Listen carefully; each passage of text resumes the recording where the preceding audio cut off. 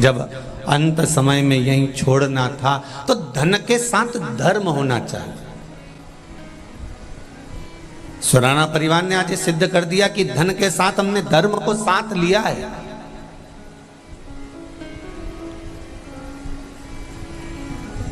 भजन, कीर्तन, स्मरण, मंत्र जाप, नाम जाप।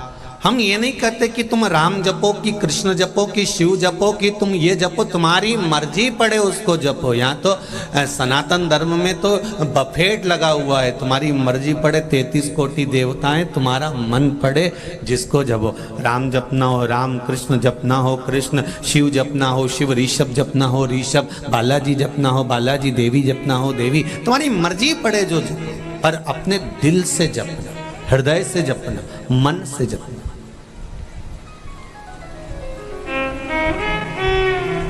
ऐसा नहीं कि संसार में आने के बाद दुख नहीं आएगा।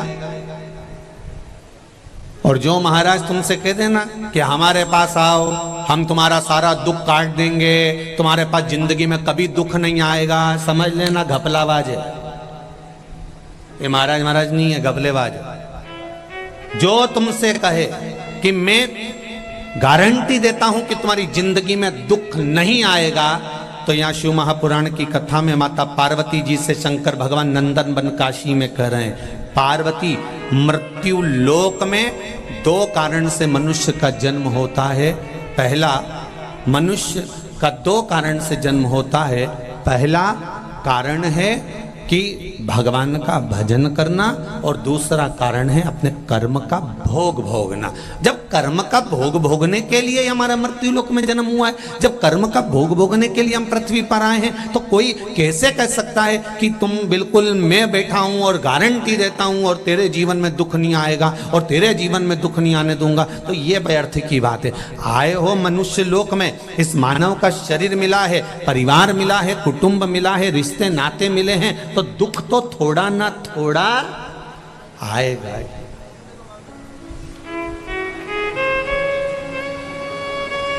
थोड़ा ना थोड़ा तो प्राप्त होगा, दुख थोड़ा ना थोड़ा तो मिलेगा, ये निश्चित है।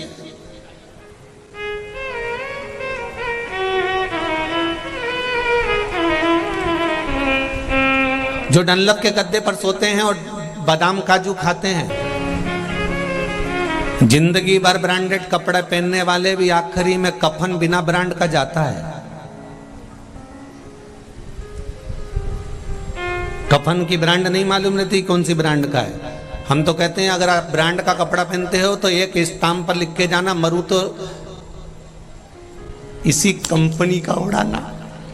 मैं इस कंपनी के बिना, आज तक मैंने इस कंपनी के बिना जूता नहीं पहना, इस कंपनी के बिना मैंने कपड़ा नहीं पहना, इस कंपनी के बिना मैंने घड़ी नहीं पहनी, इस कंपनी के बिना मैंने सामान नहीं पहना। तो मरने पर लिख जाना इसी कंपनी का पहना, ना तो जाऊंगा, नहीं तो वापिस आ जाऊंगा। अरे भाई, जीवन भर ब्रांड का रोना रोने वाले भी एक दिन बिना ब्रांड के चले जाते हैं, बिना ब्रांड। अब शिवजी पार्वती से कह रहे हैं कि कोई तुमसे कह दे कि तुम मेरे पास बैठो, मैं तुमसे ये कराऊंगा और तुमको दुख नहीं आएगा और तुमको तकलीफ नहीं आएगी। अच्छे से अच्छे भी एक ना एक दिन दुख के मारे नयन में जल झलक ही जाता। भगवान राम कौन थे? भगवान राम। तो क्या भगवान राम की आंखों में जल नहीं आया? सीता जी का हरण हुआ, पिताजी की मृत्यु हुई, कितना कष्ट 14 वर्ष वन में भोगा और आने के बाद भी जानकी जी का परित्याग करना पड़ा, कितना दुख भोगा होगा। भगवान कृष्ण का चरित्र उठा लीजिए। क्यों? क्योंकि मृत्यु लोक में अगर परमात्मा भी आया है तो उनको भी थोड़ा ना थोड़ा संसार सागर में भोगना। मत बुरे कर्म कर बंधे वरना पछताएगा, भगवान की आंखों से तू बच नहीं पाएगा, तू बच नहीं पाएगा। अरे ओ अज्ञानी मत करना तेरे कर्म का फल भी तू ही पाएगा, जैसा किया तूने तेरे आगे आएगा। मत बुरे कर्म कर बंदे, मत बुरे कर्म कर बंदे, वरना पछताएगा। भगवान की आंखों से तू बच नहीं पाएगा, तू बच नहीं पाएगा। तेरे कर्म का भोग तुझे भोगना ही है। एक बात हमने पहले भी कही, आज वेद और पुराण से नहीं डरना, बिल्कुल मत डरो। धर्म और शास्त्र से नहीं डरना, बिल्कुल मत डरो। माता पिता से नहीं डरना, बिल्कुल मत डरो। घर के बड़ों से नहीं डरना, बिल्कुल मत डरो। संत महात्मा जोगी सन्यासी मुनि तपस्वी से नहीं डरना, बिल्कुल मत डरो। तुम किसी से मत डरो, पर शिव महापुराण की कथा कहती है कि अपने कर्म से जरूर डरना, क्योंकि कर्म का भोग तो पड़ता है।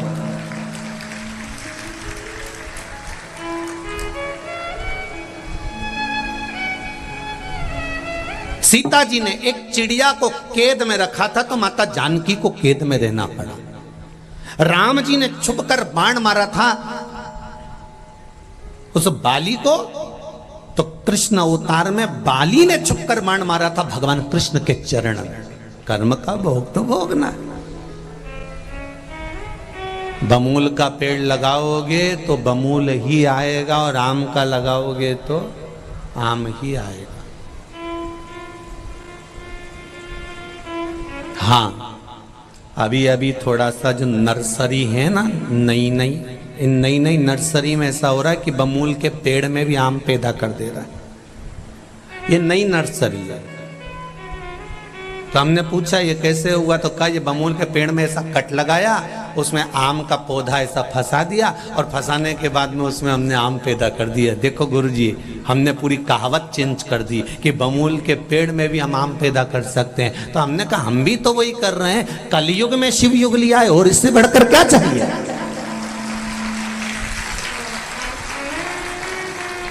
अब तुम बमूल के पेड़ में तुम आम फंसा रहे हो और आम पैदा कर रहे हो, तो हम भी मना नहीं कर रहे। पर हो सकता है कि हमारे पूर्व के कर्मों को, जो बेकार कर्म है, उस कर्मों को हम भगवत भजन के माध्यम से, स्मरण के माध्यम से, मंत्र जाप के माध्यम से, भगवान की भक्ति के माध्यम से, भगवान की सेवा के माध्यम से हमारे कर्म को काट कर हम अच्छा कर सकते हैं।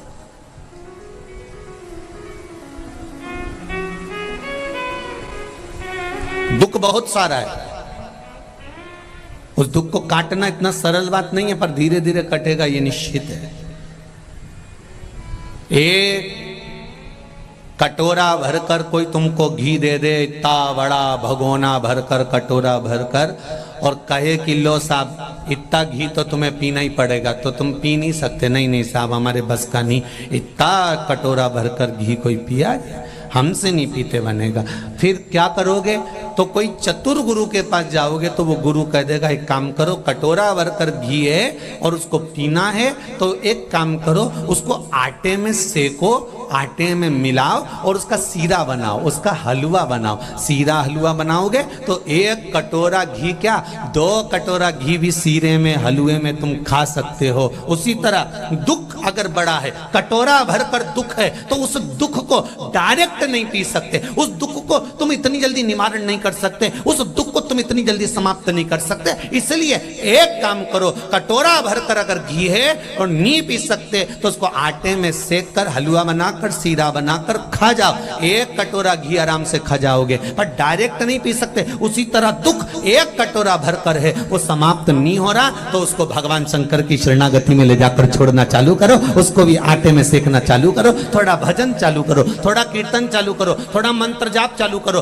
थोड़ा स्मरण चालू करो, थोड़ा भगवत भजन करना चालू करो, और उसमें मिलता जाएगा दुख, थोड़ा थोड़ा दुख मिलता जाएगा, तो वो दुख तुम झेल सकोगे और जीवन में फिर खुशियां सम्मुख में आ जाएगी। फिर दूर नहीं वो प्रसन्नता के दिन,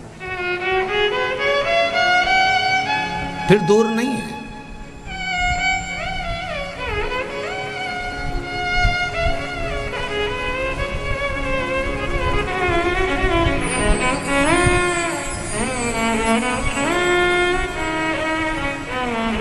आज हमारे सुदाना जी के बच्चे दोनों कह रहे थे, गुरुजी हमारा परिवार घना प्रसन्न है इस कथा से। हमने कहा परिवार का सबसे बड़ा लक्षण ये, परिवार का लक्षण ही यही है कि आपकी प्रसन्नता में सब प्रसन्न और आपके दुख में सब दुखी हैं। ये परिवार का लक्षण। पर आजकल थोड़ा सा उल्टा है। परिवार में अगर प्रसन्न दिख रहे हो कि इसके यहाँ गाड़ी आ गई, बंगला आ गया, तो लोगों का मुंह उतर जाता है। और आपके यहाँ अगर थोड़ा सा दुख आया तो कई परिवार के लोग ऐसे हैं कि डीजे की गाड़ी उनके सामने फीकी है, पूरे मोहल्ले में प्रचार कर देते हैं कि उसके साथ ऐसा हो गया, डीजे की गाड़ी फीकी। बहुत सुराना जी प्रसन्नता का विषय है कि आपका परिवार बड़ी प्रसन्नता का आनंद ले रहा है। ये परिवार होता है, इसका कुटुंब का ये आनंद है।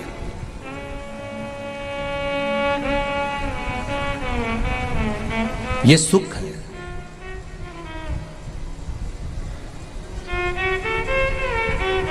शंभो शरणे पड़ी मांगू घड़ी रे घड़ी, दुख कारो दया करी ने दर्शन। प्रसन्नता का विषय एक आनंद की लहर।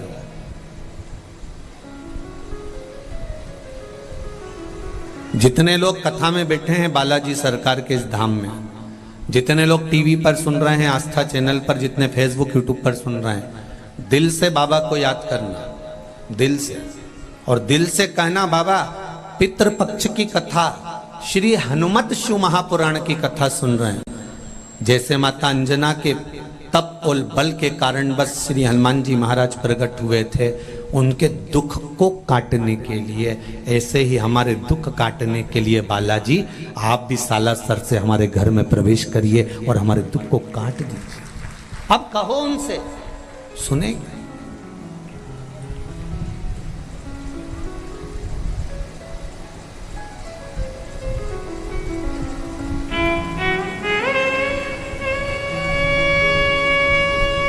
दुख भारी हो कट सकता है।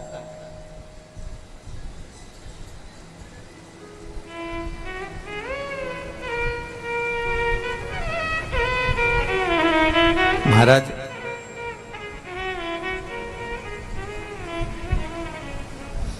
हमारे चैनल को लाइक करें, कमेंट करें। कलयुग में अमीर भी रोता है और गरीब भी रोता है।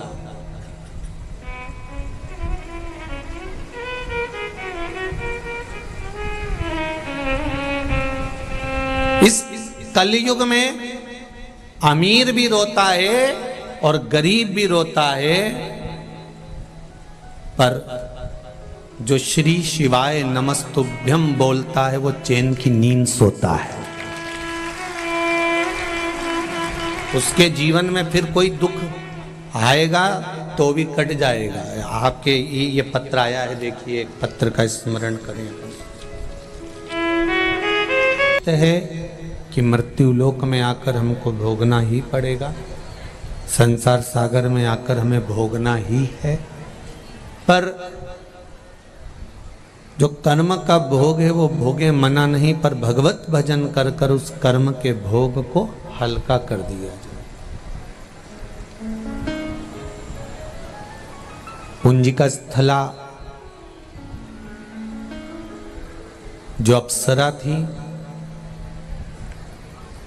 एक ऋषि का श्राप लग गया, संत का श्राप लग गया, अगर किसी से प्रेम करोगी, स्नेह करोगी तो तुम्हारा चेहरा बंदर का हो जाएगा। गौतम ऋषि के आश्रम में रही और गौतम बाबा ने उनका कन्यादान करा, उनका नाम अंजना हुआ। राजा केसरी के साथ में मंगल विवाह हो गया, पर संतान का सुख नहीं था।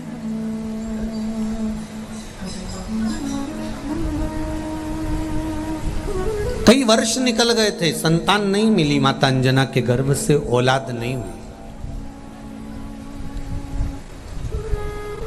जैसे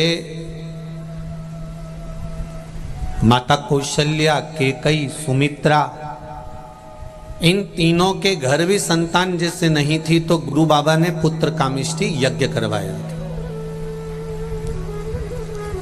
कभी कभी जिंदगी का कोई ऐसा दोष पूर्व का होता है जिसके कारणवश हमारे गर्भ में संतान नहीं आती।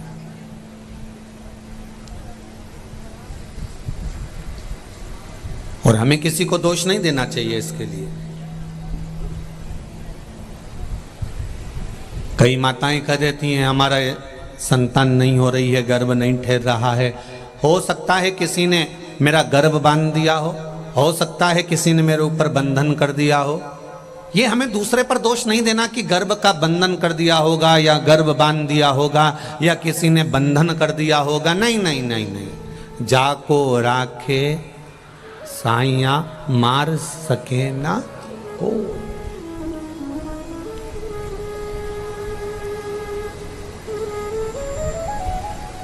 बहुत निवेदन है आप लोगों से कि हमें प्रपंच से, ढोंग से, ये जो प्रपंच होता है, ढोंग होता है, इनसे दूर रहना है। हमें अपनी जिंदगी मस्त जीना है।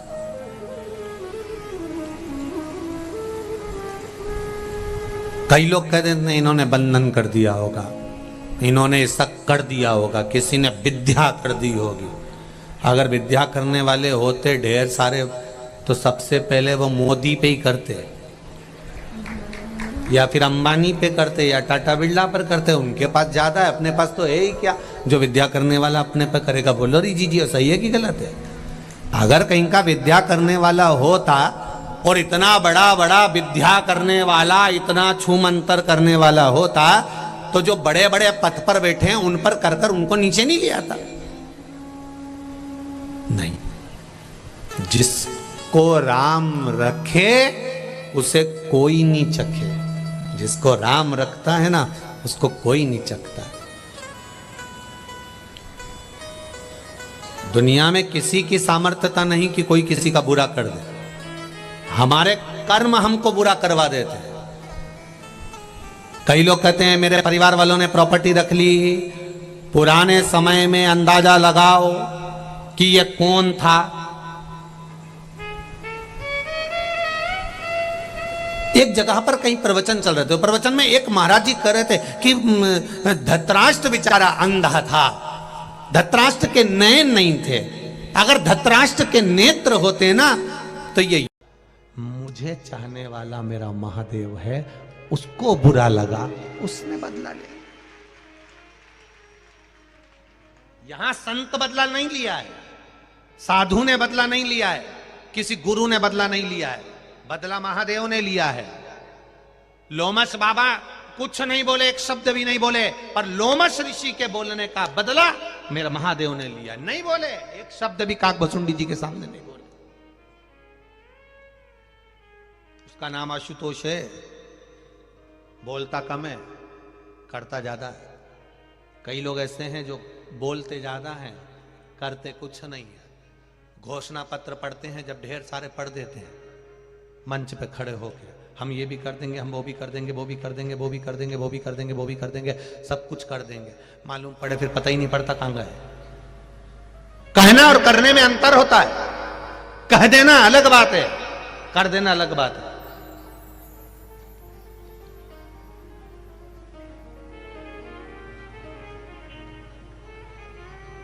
कह देना अलग बात है, कर देना बहुत बहुत कठिन है महाराज। बहुत लोग आते हैं कुबेरेश्वर धाम पे, बहुत 24 घंटे लोगों का आना जाना रहता है। कई लोग हमारे सम्मुख में भी आकर बैठते। वैसे तो हम मिलते जुलते कम है, हम किसी से भी नहीं मिलते। यहाँ पर भी तुम जजमान परिवार से पूछना, नहीं मिलते किसी से भी। कई लोग आके कहते हैं अरे गुरुजी एक बार कथा तो दो, टाइम तो दो, ऐसी कथा करवाएंगे, ऐसी कथा करवाएंगे कि अभी तक तुमने ऐसी कथा कहीं देखी ही नहीं होगी। हमने भी आशीष से कहा, हमने कहा हो गया कल्याण, कथा तो दो एक बार। महाराज कथा कभी धन से नहीं होती है, कथा कभी पैसे से नहीं होती है। धन से होती होती तो ये कोकड़ी में नहीं होती, बालोदा बाजार में होती।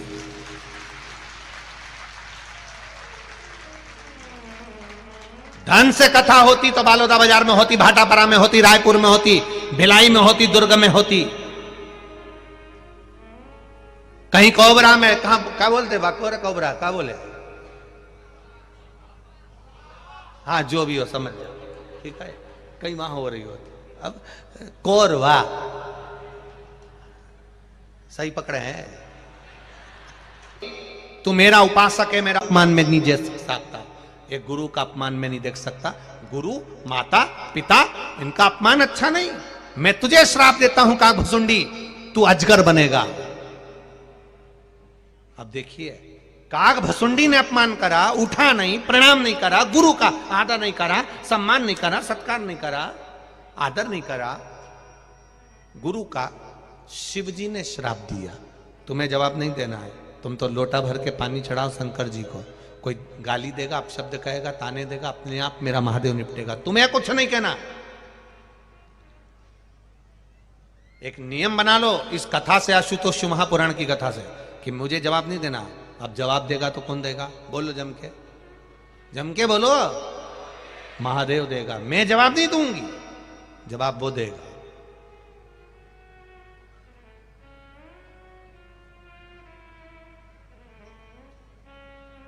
देगा, बैठा है, बैठा है। काग भुसुंडी जी, तुम्हें श्राप देता हूं कि तुम अजगर बनोगे। काग भसुंडी जी तो उठकर खड़े हो गए, पर लोमश ऋषि की आंख में से जल बहने लगा। मेरे शिष्य को शंकर जी ने श्राप दे दिया। जितना काग भसुंडी जी नहीं रोए, उससे ज्यादा लोमश जी रोए, क्योंकि गुरु है गुरु। उठ गए, चरणों में पड़ गए, चरणों नैनों में जल भर गया, आंखों से आंसू बह रहे। तब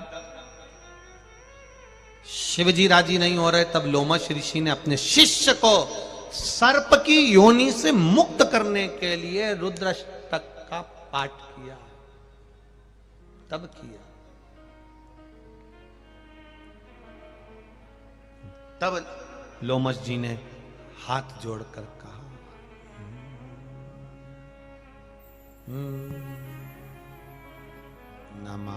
नमामीश मीश। तब गाया।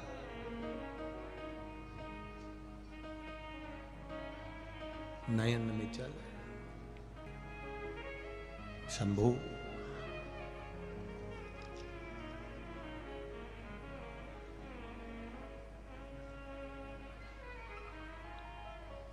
मेरे बाबा, मेरे शंकर, मेरे त्रिकालदर्शी, मेरे शंभु,